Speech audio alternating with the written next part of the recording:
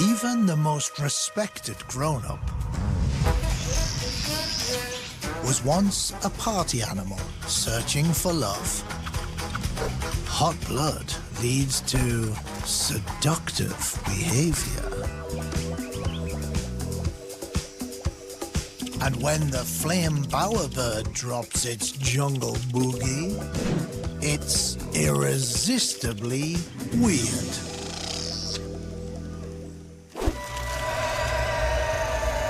The creatures of Earth are wilder than you could possibly imagine.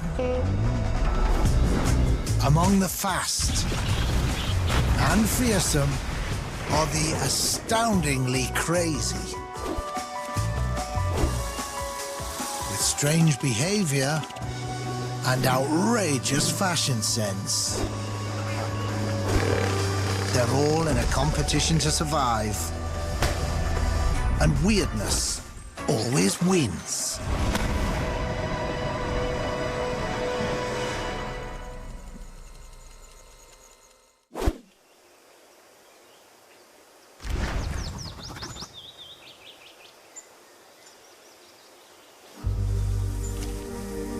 Inhabiting waterways across the globe,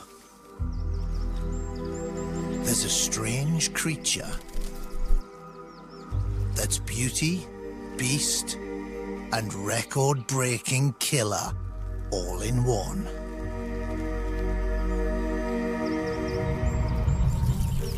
This pregnant dragonfly is in a rush. With only 8 weeks of life, she's made the most of the dating pool.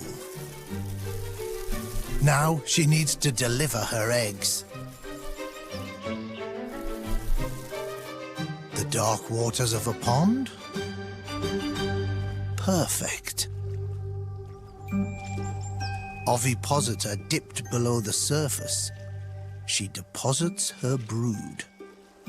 For some, motherhood is about care, nurturing, and unconditional love. But not this dragonfly.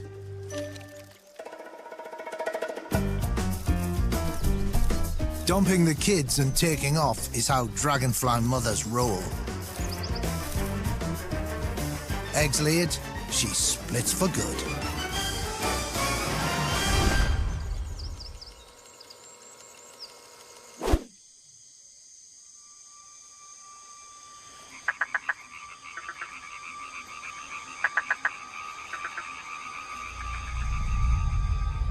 Months have passed, and the dragonfly offspring looks nothing like her mother.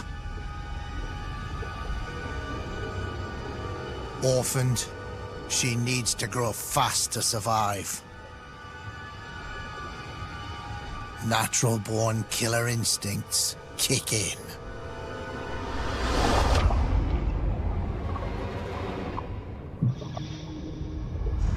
With her target locked, the nymph draws in water through her backside. Then forces it forward to fire her lower jaw.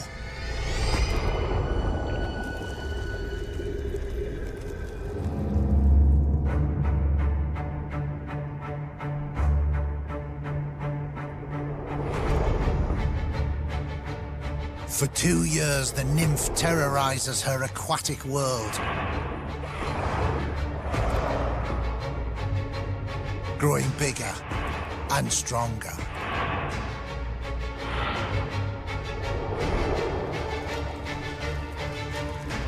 The ugly hatchling has become one of the pond's top predators.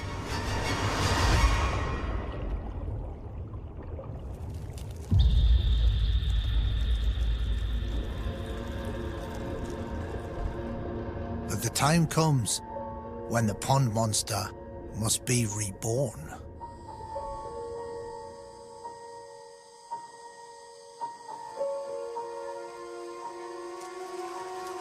Water-breathing gills transform to take in air. She leaves the dark waters behind and heads towards the moonlight.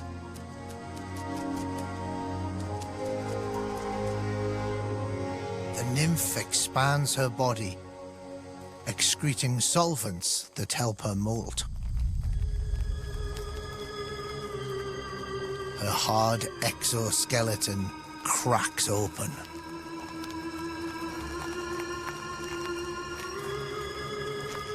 And the killer is remade.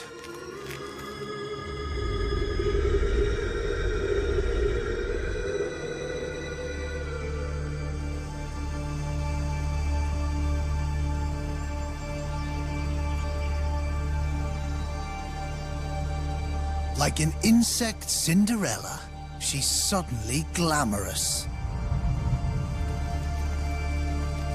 But can she really leave her dark past behind?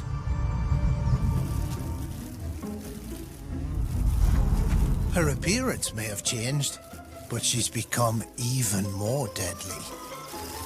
Able to fly almost 60 kilometers per hour, executing sudden turns in any direction, with a hunting success rate reaching 95%. She is the most successful predator on the planet. And the first chance she gets, she'll pair up, mate, and dish out tough love to her own offspring. They may be born into squalor, but dragonflies that survive are all destined to be high flyers. Beautiful, but deadly.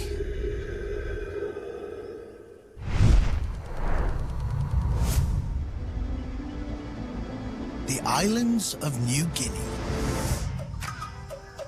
are a cauldron of quirky courtship.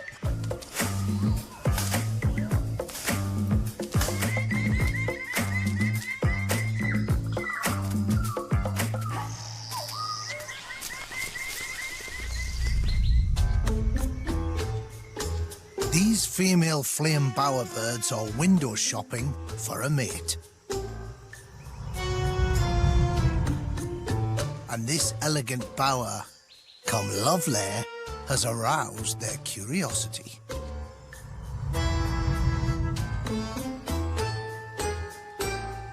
Constructed by the male flame bowerbird, a hypnotic dance freak with a ton of funk in his junk.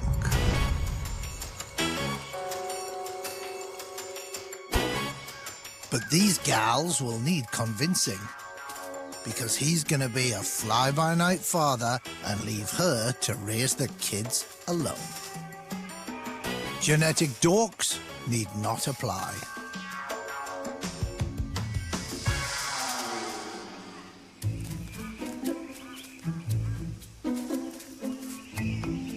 So they are looking long and hard. He's got just one chance to show what's in his genes. The bower he's built isn't a nest. It's just a stage to entertain the ladies. He fusses over the final touches.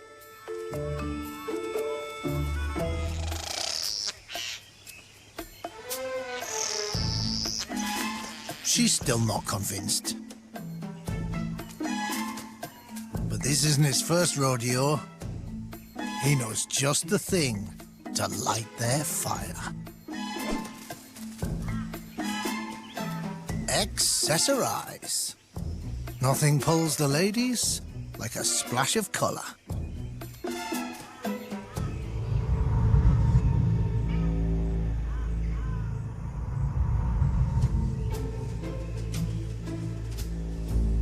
Baubles of blue, purple, and grey arranged to seduce. Oh, that's lured one in.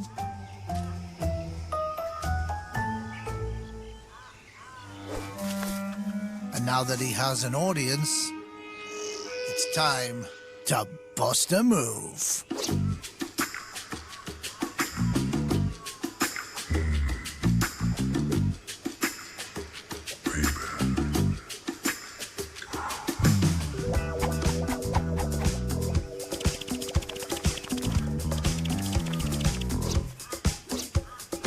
Plain Jane is mesmerized. Her own Magic Mike.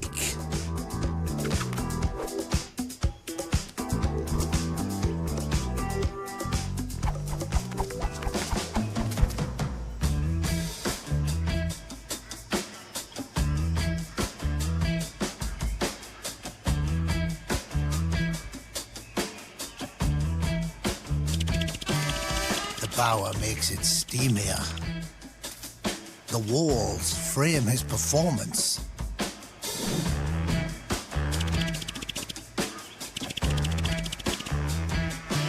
From where she stands, he looks bigger, flashier, and totally irresistible.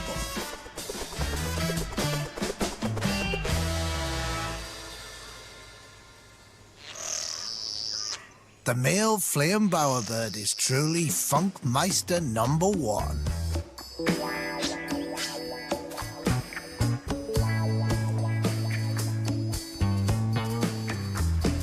He gets down to business and heads for the door. Because this bad boy has more booty calls to make.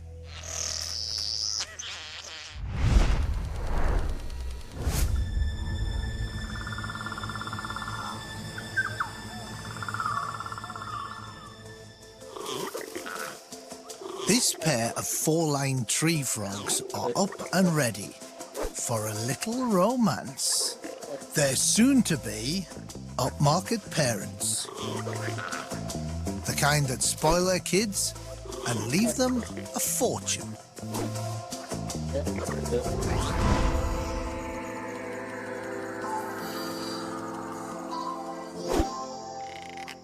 But first, a moment of passion.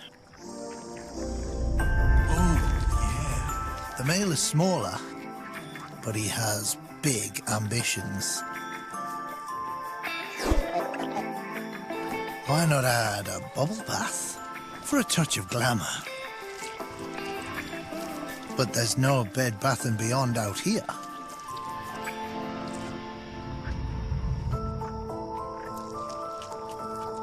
So they use mucus secreted from their back legs.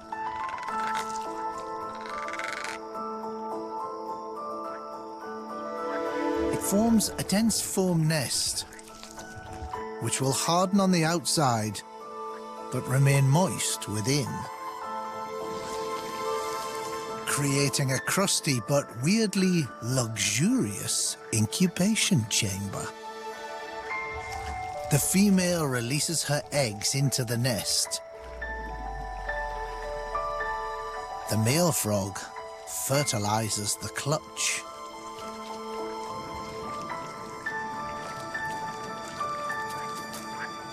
Rainforest rendezvous complete, they leave their offspring with a glistening endowment to see them through.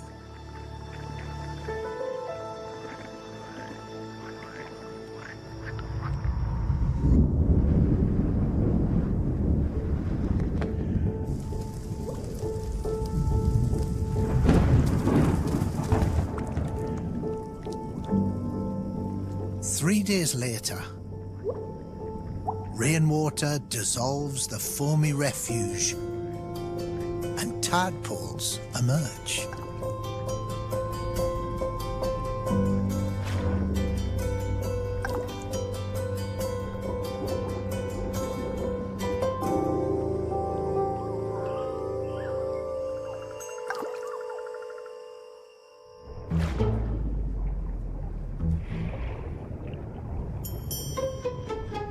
After such a pampered upbringing, the first of nature's truths hits hard.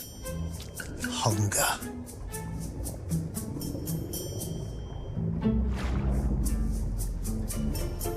Time to dip into the trust fund. The foam nest they once called home is also a source of food.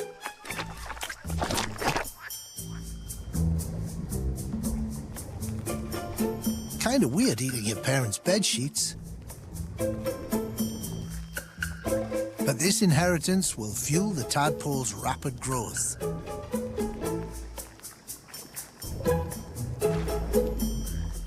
These kids are on Easy Street.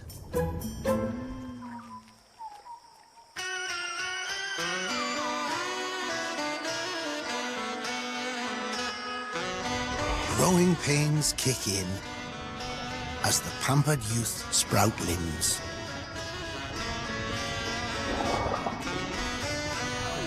And gills are replaced with air-breathing lungs.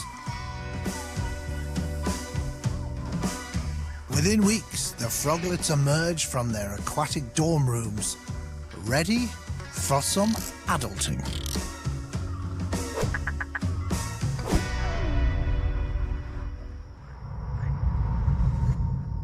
All too quickly, the rush of hormones and this new generation of silver spooners are looking for frog love too. Bequeathing the family fortune to golden scions of their own.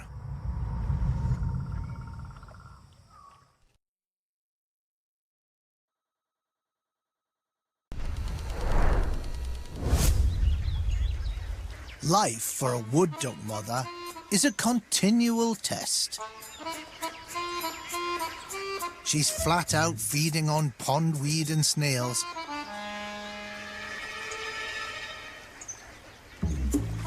while her ex sits around and preens.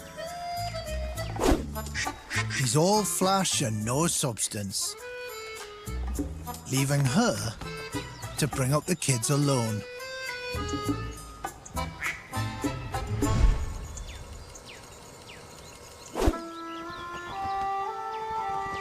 Mother Duck has safely laid her eggs in a top-floor roost. There's no need for babysitting up here. They're safe from almost anything. Almost. Rat snakes eat eggs for breakfast, and they're clever climbers. A couple of duck eggs are easy pickings.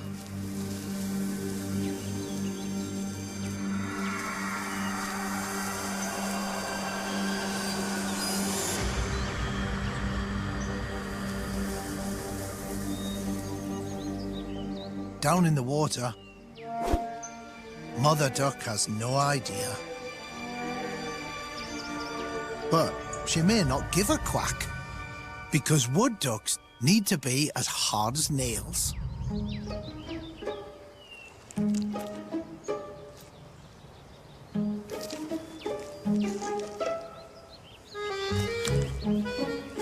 From the moment they hatch, her little flock face sky-high challenges.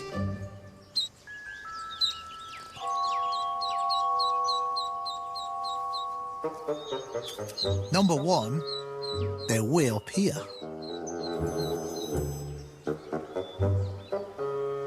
Number two, Mum's down there. And three, the rat snake's back. Eggs are fine, but soft little duck nuggets are next level. It's crunch time. Or at least it will be if the ducklings don't make a leap of faith.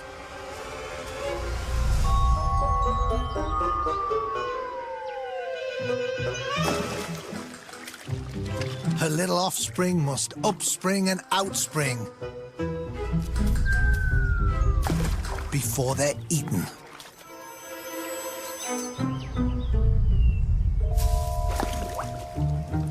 These little ducks are born base jumpers.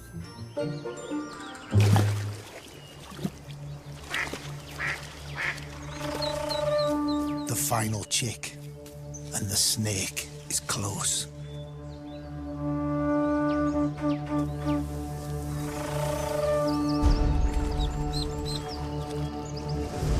Time to get the duck out of here.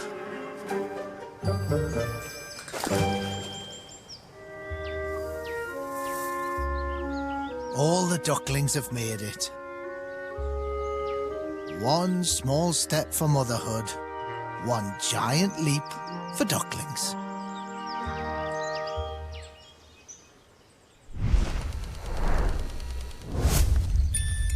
Growing up gangster, there was only ever one option for this ant. The construction racket. His family is one mean outfit. How mean, you ask? So mean, they turn their own babies into corking guns. Just to get the job done.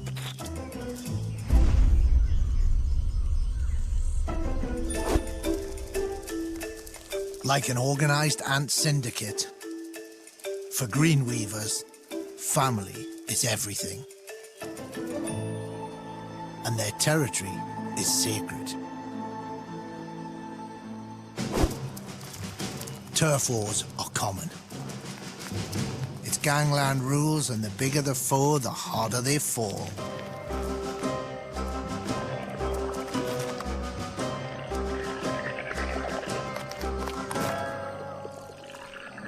Even when they get double-crossed by their own kind.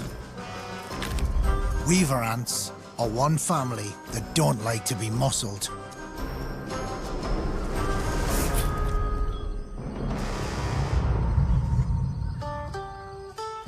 And a solid mobster house is critical.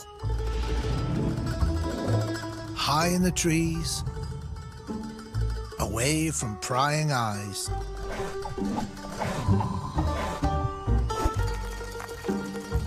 More than 500,000 ants can live in these leafy hideouts, which require exquisite engineering.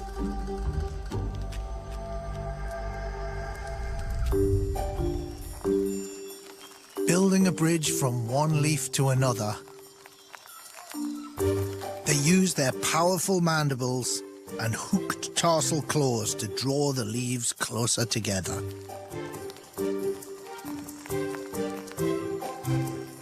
Until they have a solid foundation. The challenge now is how to bind everything. For that, they summon the youngest wise guy on the books. With an offer he can't refuse. That's an ant larvae. He's also glue. A gentle squeeze, and the larvae secrete sticky silk, perfect for binding leaves. It's like using baby booger as cement.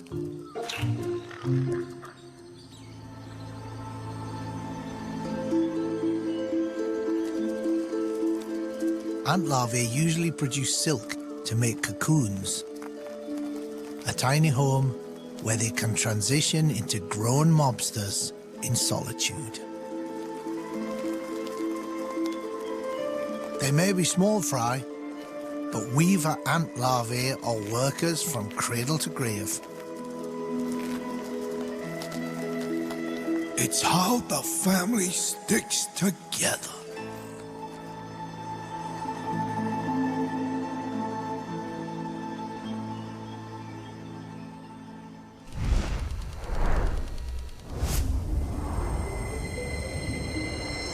This lone penguin is about to face one of Earth's craziest challenges. Survive the most brutal winter on the planet while balancing an egg on his feet.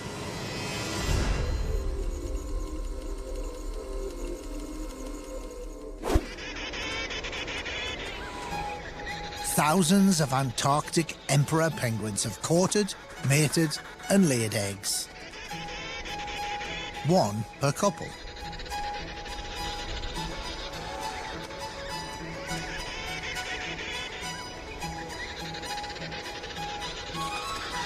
They've got just one complicated job: Keep it warm while hell freezes over. Winter is on the doorstep, so it's time for the female to hand over her precious cargo. Too many seconds on the ice and the egg will freeze.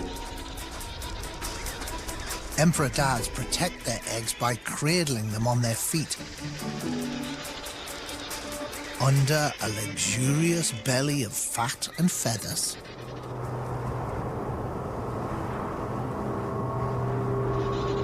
Every father will remain on the ice through the depths of winter.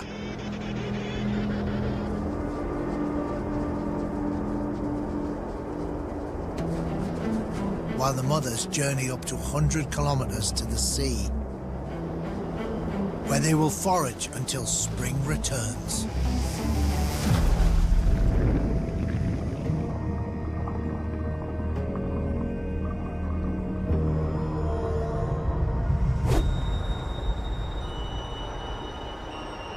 This is the last son the fathers will see for more than 2 months.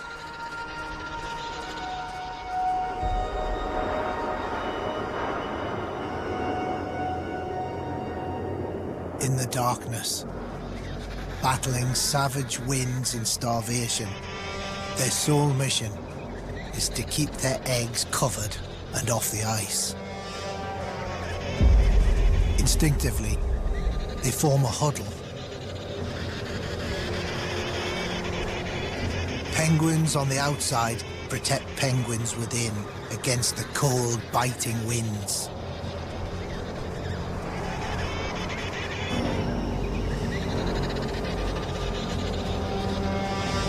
Shifting constantly, every bird spends time in the warm heart of the huddle.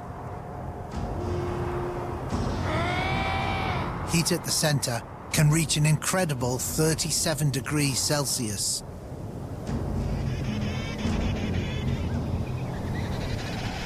Sustaining the scrum for nearly 2 months non-stop takes a heavy toll. Sadly, not every father masters the skill.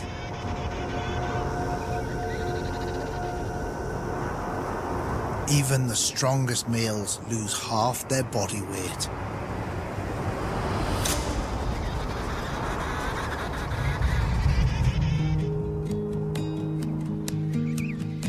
As spring approaches, chicks begin to hatch.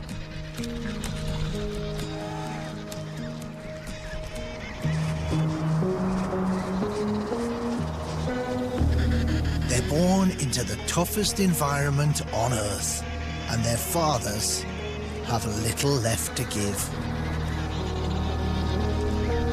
A meager meal of penguin pablum, protein-rich crop milk secreted from a gland in their esophagus.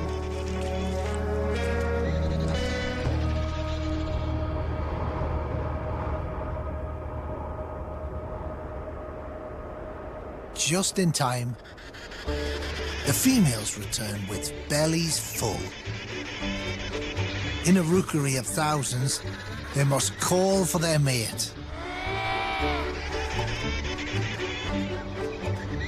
The female locates her partner, desperate to see her young offspring for the first time. After months of nurture and hardship, the male is a little reluctant. The exchange begins. It needs to be quick. Exposure to the ice can kill newborns in just minutes. At last, the chick can feed properly.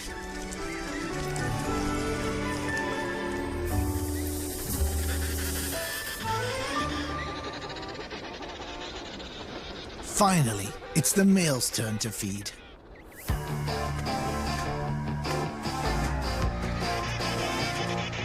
The Antarctic ice pack is now at its full extent.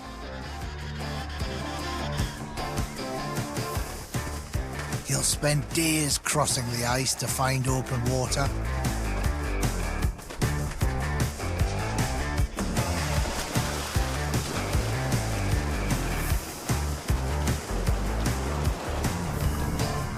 There are few more heroic dads in nature, and no better reward than an epic fishing trip with the guys.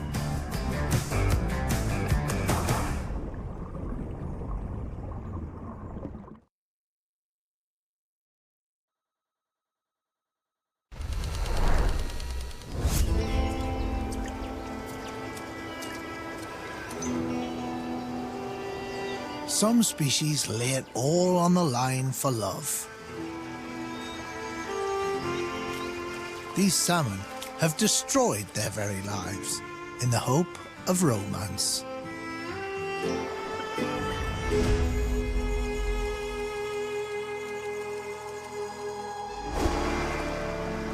But long before love steals their breath away, male salmon hatchlings grow up in the river of their birth. Eventually, it's time to graduate to the open ocean. These are their bachelor years, living free and hanging with the guys. But as they mature, they feel the urge to settle down and have a family. They bulk up and work on their appearance. Red hot and randy, they know just where to go. The spawning grounds where Mum and Dad met.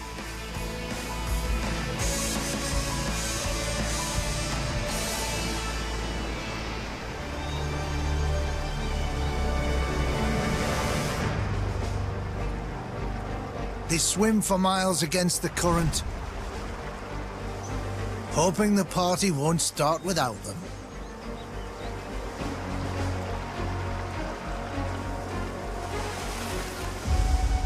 But getting there is so darned hard.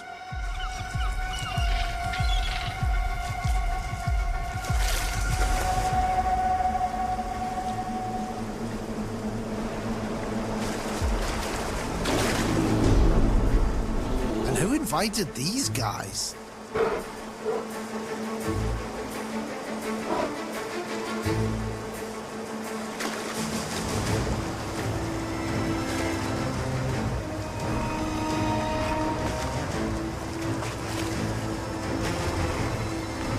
Big hairy bouncers, weeding out the weaklings.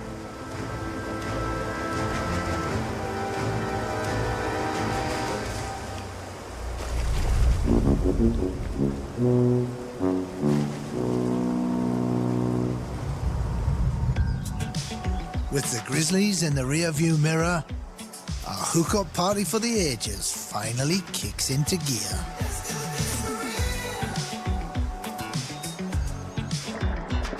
Everybody's looking hot. The guys run wild, hitting on the girls and vibrating, encouraging them to lay eggs.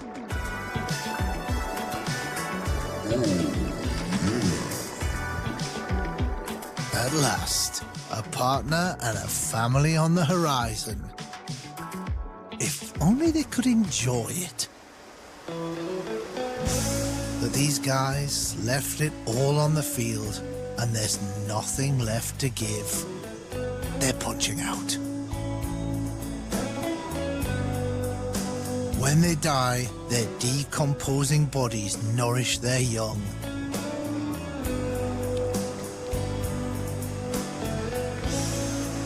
For never was there a story ending in more woe than of these Sam and Juliets and their Romeos.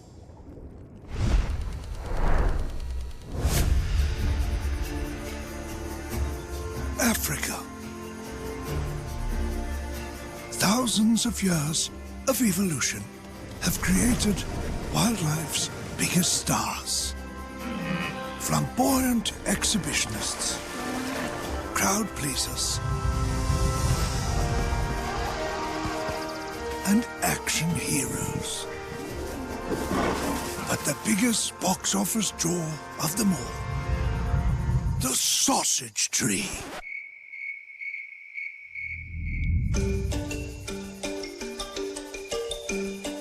Weird fruit, weird flowers, and an even weirder way of spreading its seed.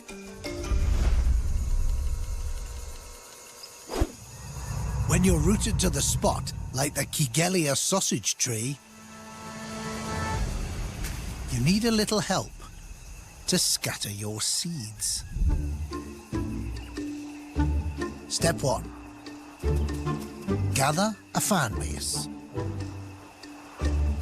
Use your leafy green canopy to entice animals into the shade.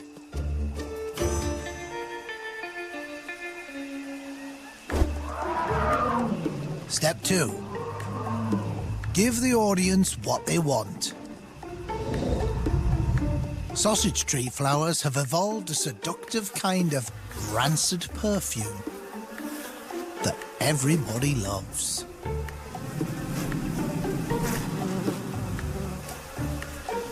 And out here in Zambia's Luangwa Valley, nothing says eat me quite like kicking up a stink.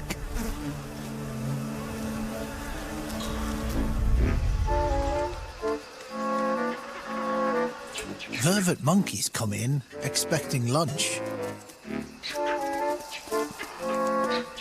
but find dessert instead, gorging on sugary nectar.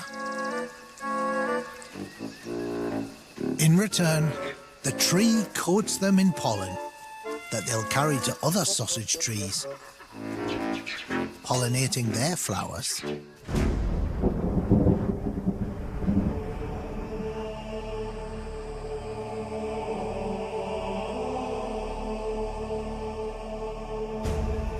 In just a few weeks, the sausage tree's reproductive strategy shows results. Behold, the sausage fruit.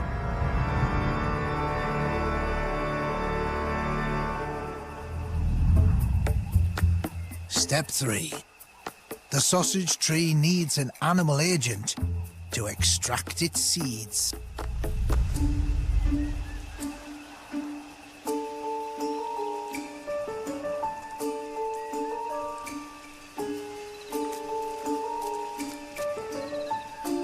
Heat and drought resistant, a windfall of sausage fruits is a bonanza for starving animals.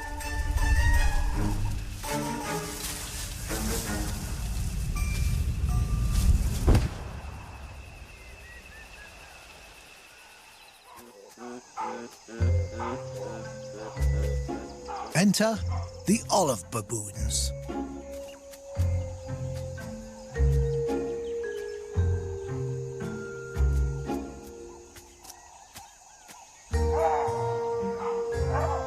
With some of the strongest jaws in the primate world, they gnaw through the shell easily.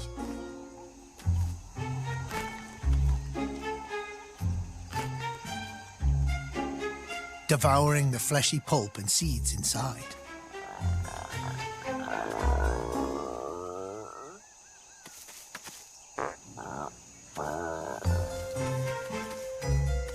Within a few hours, the urge to poop sausage tree seeds runs through the troop like a wave of dyspepsia.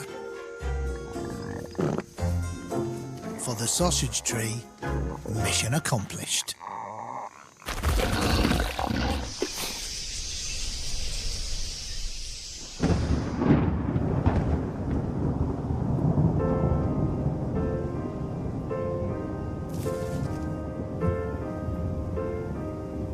When the rains finally come, the young sausage saplings spring to life.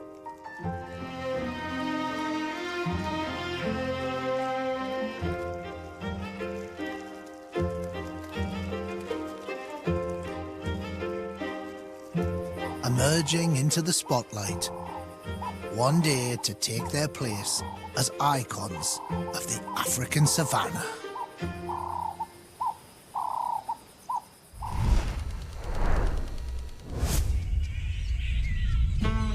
Meet Australia's flying foxes, masters of life in the upside down under.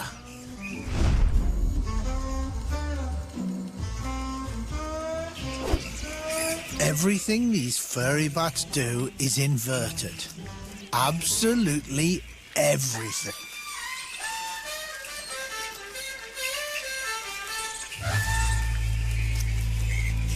For some, the idea of having sex upside down might seem on the far side of experimental.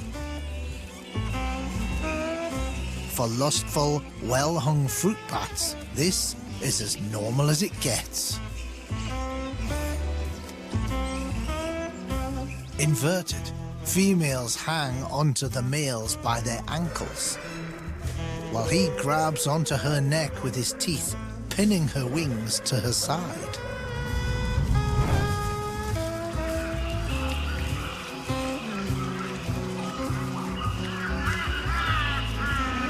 With a pandemonium of screams, success! Their encounter is over.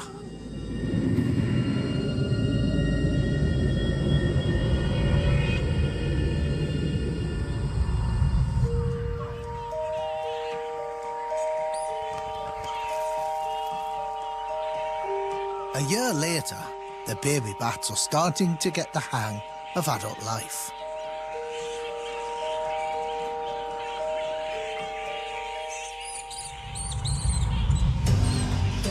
But there's no upside-down time for the bat mothers. They must teach their pups the ways of the forest, like how to find fruits and nectar,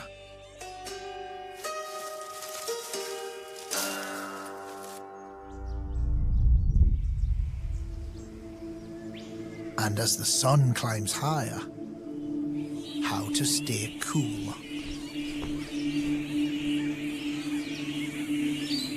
Because these bats have a fatal flaw. Above 40 degrees Celsius, flying foxes can die from heat stress.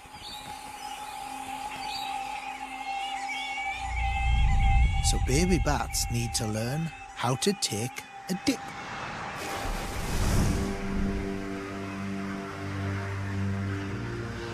Coarse hairs on their belly and chest absorb water, which they lick off at the roost.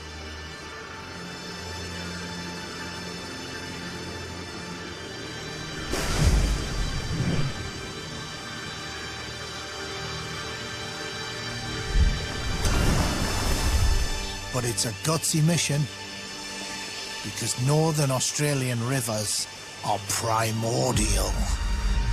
Yes, thanks to all the nectar, fruit bats taste just like candy. And freshwater crocodiles have a sweet tooth. All 72 of them.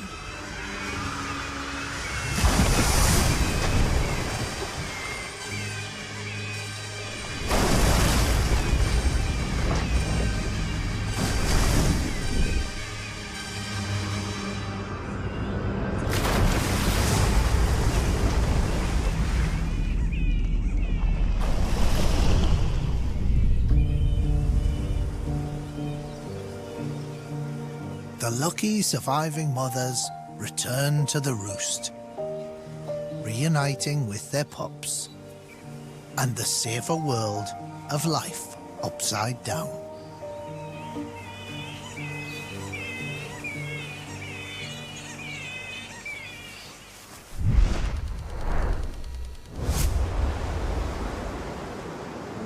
In the far-flung reaches of the Indian Ocean, there is a strange island, seething with ritualistic mating rites.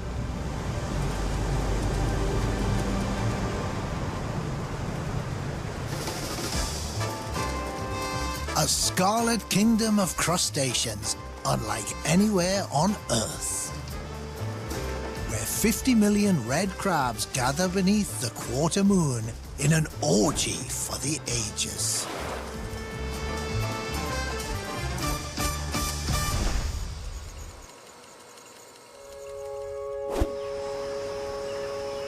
The Christmas Island crab is a pleasure seeker extraordinaire.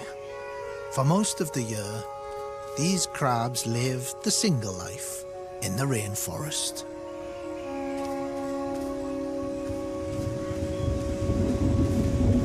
But come the wet season's first rains,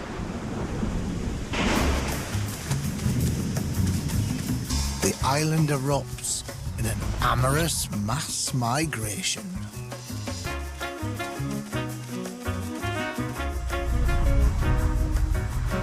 In order to mate, these land crabs need to get back to the beach.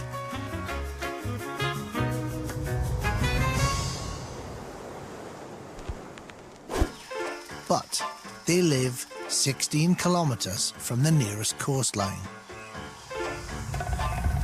And man-made obstacles litter their path.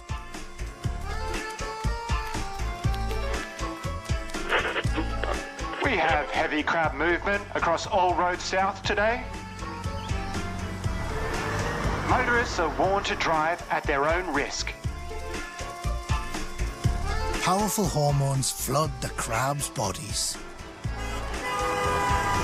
Pumped up on these love drugs, island traffic is a mere inconvenience. These frisky crabs risk more than just a broken heart.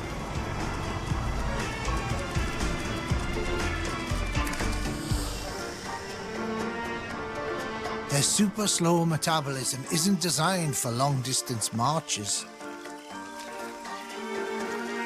So roadside snacks are mandatory.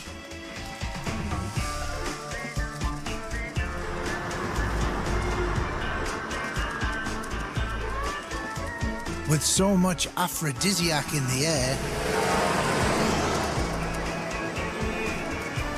casualties are inevitable.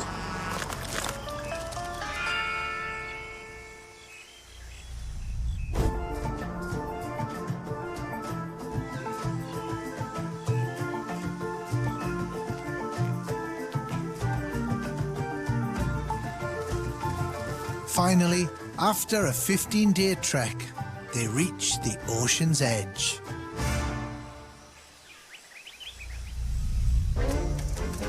The larger male crabs arrive before the horde and are the first to inseminate the females.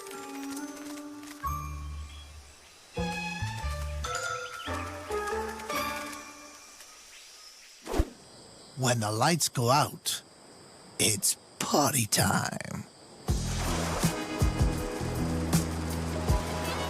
After mating, the females congregate by the shoreline in pregnant anticipation. Before dawn, when the moon reaches its last quarter,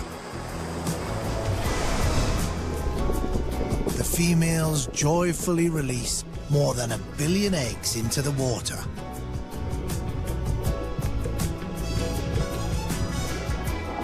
Larvae hatch instantly. Over the next month, their transformation is spectacular, developing into fully formed baby crabs. The crimson tide of new life reclaims Christmas Island. Just another incredible origin story and living proof evolution is alive and conjuring every conceivable way for life to succeed.